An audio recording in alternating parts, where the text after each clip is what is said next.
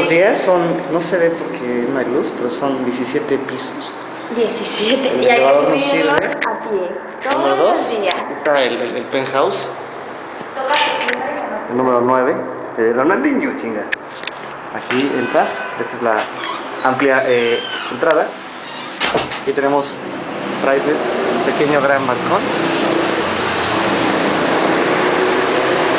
Como pueden ver, estamos sacando ropa. Hay un poquito de clima horrible en Valencia, mucho sol. Seguimos caminando. Aquí está la habitación de estas dos ahorita, un poco ochentera. La ropa de Iker. ¡Mira, mamá! Tiene arreglado su closet. Aquí estamos Michelle y yo. Saludos, China. A ver. En el espejo. Todo eso, güey. Allá, ¿por qué no es para acá? Bueno. Tele. Mesa, desayuno, comida, cena, almuerzo, borracheras en nexos. Sartén sucio que no lavamos. El fijador. El refri. Creo que sí como.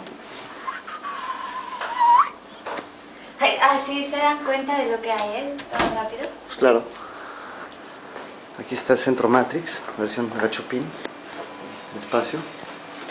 Mis fotos. Mis gorras.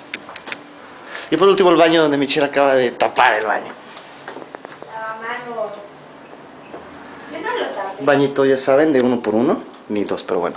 Adiós. Ah, por cierto, el cubo del grito de madrugada. Teniendo la ropa.